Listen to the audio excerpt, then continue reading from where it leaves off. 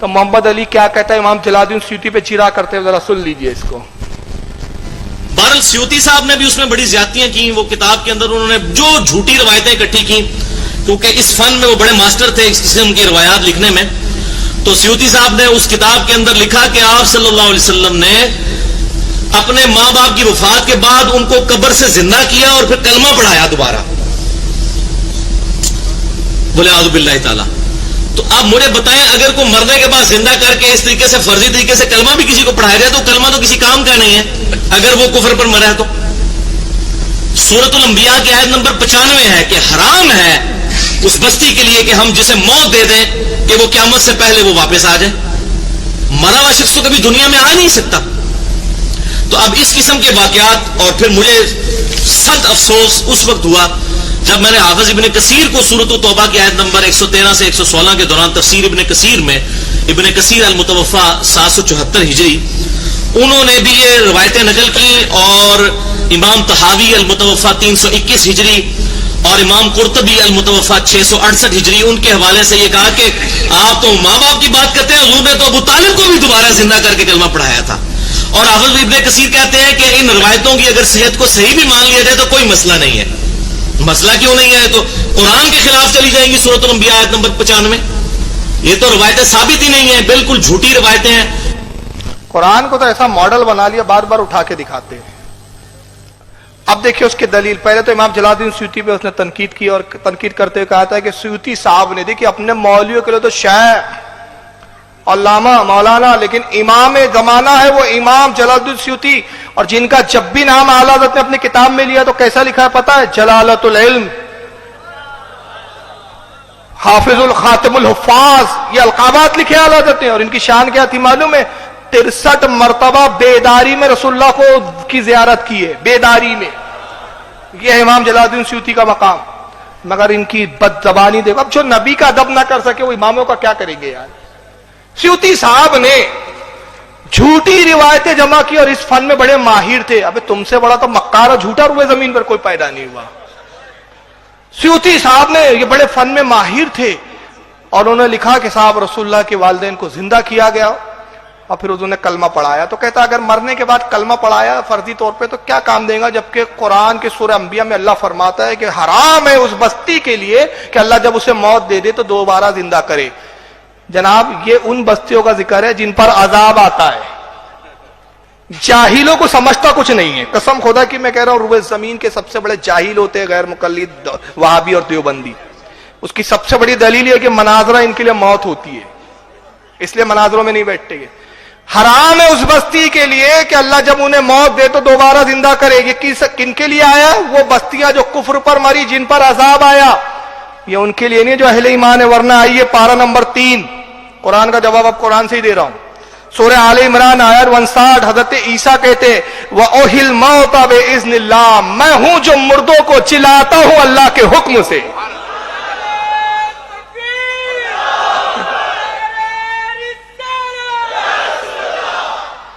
جب زندہ ہوا تو مرنے کے بعد آیا کہ نہیں آیا دوبارہ؟ اور قرآن کہہ رہا ہے وَأُحْيِي، عیسیٰ نے کہا وَأُحْيِي الْمَوْتَ بِإِذْنِ اللَّهِ، میں ہوں وہ جو مردے چلاتا ہے اللہ کے حکم سے۔ اور آئیے ابن کثیر انہی کے علامہ ہیں، انہوں نے قصاص الانبیاء کتاب لکھی، میں صرف اس کا اسکین پیج دکھا رہا ہوں جو سعودیہ سے چھپی ہوئی ہے۔ بڑی لمبی چوڑی روایت ہے، اور اس کتاب کی خاص بتا دوں، ایک آتی ہے قصاص الانبیاء جو غیر معتبر ہے، اردو زبان میں جو ملتی ہے عموماً، یہ معتبر نہیں ہے، یاد کر لیجئے۔ قصاص الانبیاء اس پہ مصنف کا نام بھی عجیب و غریب ہے، بعض نسخوں میں تو نام بھی نہیں ہے، لیکن یہ جو قصاص الانبیاء سعودیہ نے چھاپا ہے، اور یہ ابن کثیر کی ہے، حافظ ابن کثیر کی، اس کے مقدمہ میں وہ لکھتے ہیں کہ میں نے اس میں جتنی روایتیں لکھی سب صحیح روایتیں لکھی، ایک بھی ضعیف روایت نہیں لکھی، ایک بھی ضعیف نہیں ہے۔ کہتے میں نے لکھا اس لیے کہ لوگوں نے انبیاء کے واقعات میں غلو کیا، جھوٹے قصے کہانی گڑھ دیے، تو میں نے چاہا کہ ان کے جواب میں ایک صحیح حدیثوں پر مشتمل انبیاء کے حالات پر کتاب لکھوں، تو میں نے اس میں جتنی روایتیں لائی سب صحیح، ایک بھی ضعیف نہیں لائی۔ اب قصاص الانبیاء میں انہوں نے کیا لکھا یہ دیکھیے، اس کا صفحہ نمبر 101 ہے، یہ پورا اسکین پیج ہے۔ وہ کہتے ہیں کہ عیسیٰ علیہ السلام اپنے حواریوں کے ساتھ ہیں، اور فرماتے لوگ اے میرے حواریوں آؤ میں تمہیں بتاؤں کہ نوح علیہ السلام کی کشتی کیسے تھی۔ तूफान कैसे आया, तूफान नूह का जिक्र कर रहे हैं, तूफान ऐसे आया, कश्ती में इतने लोग सवार थे, ये थे। हवारी सुन रहे बड़े दिलचस्पी से, तो बाज हवारी कहते हैं ईसा आप तो तूफान नूह के वक्त मौजूद नहीं थे, आपको यह खबर किसने दी? कहा ये मुझे जिब्रील ने बताया। कहा कितना अच्छा होता कि हम में वो शख्स तूफान नूह की खबर बताता जो उस कश्ती में सवार था, जो चश्मदीद हालात का देखने वाला हो, वो बताता।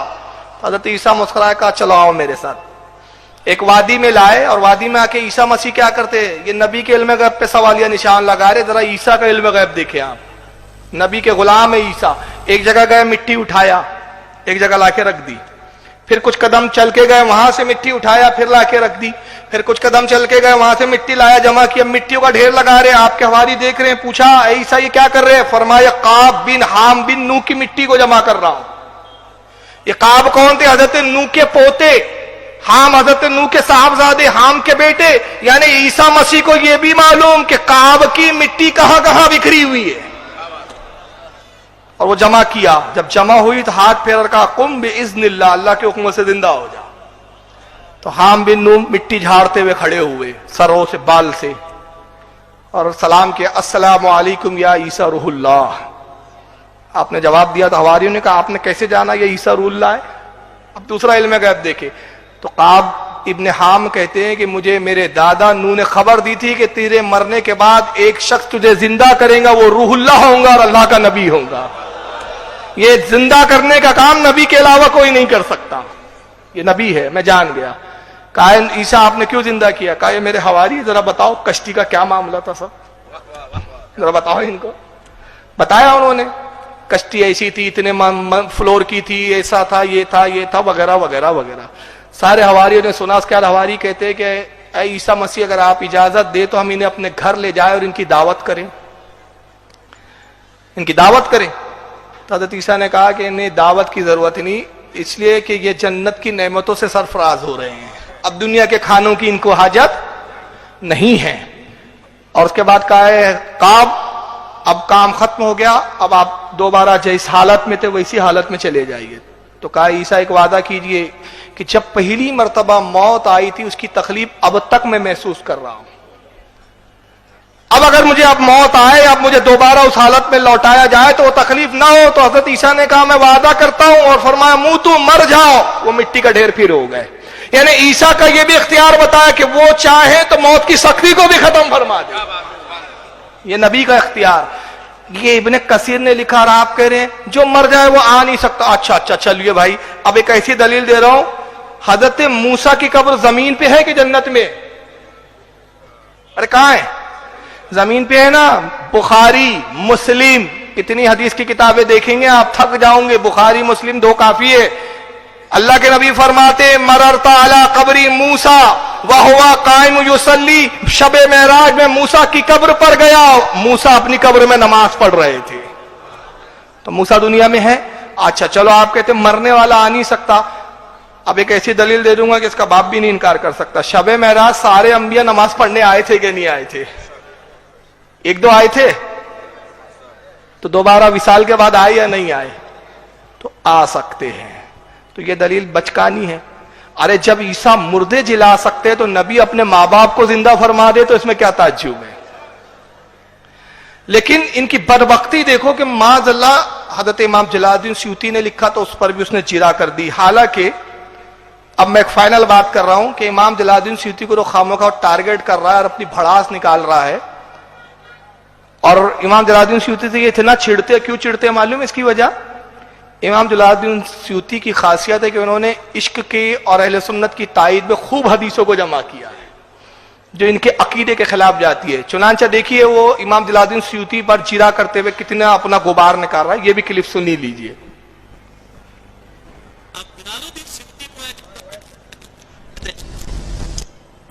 कहते हैं और इमाम सयूती कहते हैं, जबकि मेरे नजदीक उनके अकायद हैं।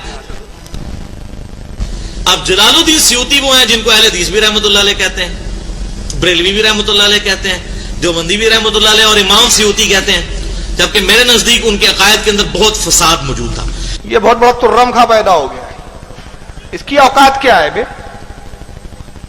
तेरा तो अकीदा ही नहीं है, फसाद तो छोड़ो, तेरे अकीदे तो गडर का पानी है। नाले का गू है, तेरा अकीदे की क्या औकात है भाई? इमाम जलालुद्दीन सयूती को अहले हदीस भी रहमतुल्लाह अलैह बोलते, यानी वो अहले हदीस जो जानने वाले वो रहमतुल्लाह, वो भी बेवकूफ, यही अकलमंद पैदा हो गया, यही उल्लू माँ का खप्ती बेटा भी पैदा हुआ है, ये ऊपर से टपका। सही बोल रहे हैं आप, खुद वो इकरार है कि अहले हदीस भी रहमतुल्लाह अलैह बोलते हैं। बेटा वो इसलिए बोलते हैं कि वो वक्त के इमाम है, मुहद्दिस है अपने वक्त के। कहते हैं बरेलवी भी रहमतुल्लाह अलैह बोलते, देवबंद भी, लेकिन मेरे नजदीक उनके अकायद में बड़ा फर्क है। तेरी औकात कौन है? तू है कौन बे? तेरे नजदीक तेरी सनत की, और तू तो बोलता अबू हनीफा की तकलीद नहीं करो, तेरी तकलीद कौन करेगा? तेरी क्यों माने? तो तुम्हारी क्या हैसियत है इल्म में? अब तनकीद करते देखो क्या क्या है। इवन ये जो शेख जिक्रिया का वाकया है कब्र से हाथ बाहर निकालने वाला, ये सयूती ने नकल किया है। अच्छा, ये भड़ास है। मौलवी जकरिया जो है ना, फजाइल अमल जिसने लिखी, देवबंदियों का अलीम, उसने एक वाकया लिखा कि हजरत क्या नाम है उनका, शेख अहमद रफाई, वो रसूलुल्लाह के रोजे पे गए, सलाम किया तो अल्लाह के नबी का हाथ बाहर आ गया, उन्होंने दस्त बोसी की। इस पर उसको बड़ी तकलीफ हुई, हाथ कैसे आ गया? नबी तो मरकर मिट्टी में मिल गए। तो क्या अकीदा तो यही है खबीसों का। तो चूंकि उन्होंने ये वाकया लिख दिया तो अब इसको तकलीफ हो गई, कहा वो वाकया उन्होंने ही लिखा, इसलिए उनके अकीदे में फसाद है। तो यही वाकया इब्ने कसीर लिखे, अगर के काब बिन हाम बिन नू को जिंदा करे तो उनके अकीदे में क्यों नहीं है फसाद? और हजरत ईसा कहे मैं मुर्दों को जिलाता हूं तो हिम्मत करके बोल दे उनके भी अकीदे में फसाद था।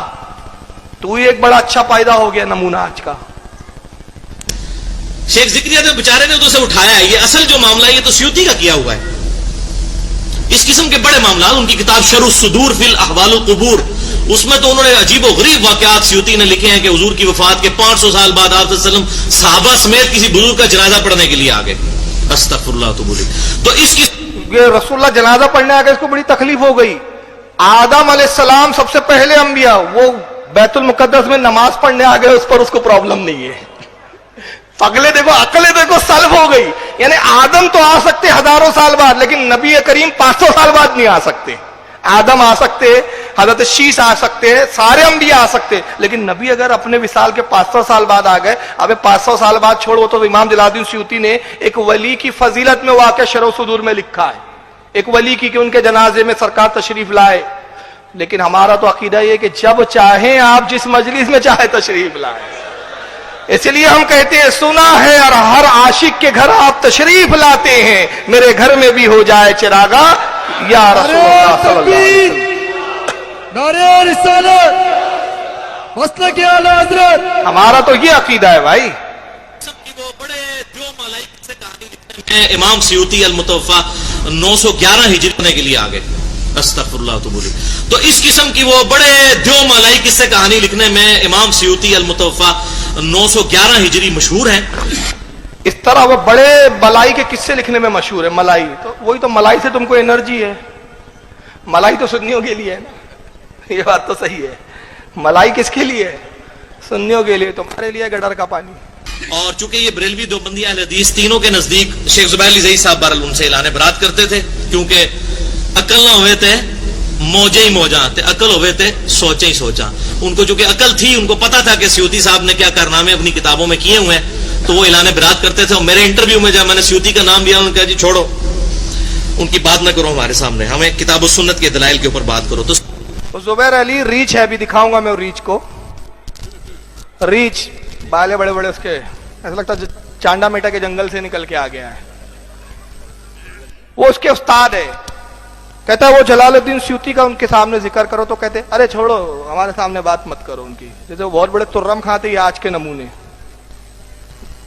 अब आइए एक दूसरी जो दलील है, बहरहाल मैं अर्ज कर रहा हूं कि ये रसूलुल्लाह के वालिदैन का जिंदा किया जाना, ये सिर्फ इमाम जलालुद्दीन सयूती ने तन्हा नहीं नकल किया है कि जो सयूती के ऊपर आप ये सब भांडा फोड़ रहे हो और ये सब वबीला मचा रहे हो। इस हदीस को रिवायत करने वाले और भी इमाम है जो इमाम जलालुद्दीन सयूती से कई 100 साल पहले के भी है और मोतबर मुस्तरद इमाम है। उसमें इमाम इब्ने हजर मक्की है जिन्होंने अफजलुल कुरा में यह वाक़या लिखा। इमाम इब्ने शाहीन है, इन्होंने भी लिखा। हाफिज इब्ने अबू बकर खतीब बगदादी ने तारीख बगदाद में लिखा। इमाम साहिली ने इसको लिखा। इमाम कुर्तबी ने अपनी तफसीर में लिखा, जो इमाम जलालुद्दीन सुयूती से कई सौ साल पहले के है, हजरत इमाम मुहिब तबरी ने लिखा, नासिरुद्दीन इब्न मुनीर ने लिखा और इमाम सरकानी ने लिखा, हालांकि इमाम जलालुद्दीन सुयूती के बाद के, लेकिन मोतबर अपने वक्त के मुजद्दिद है, और इब्न कसीर ने भी उस वाक़े को लिखा।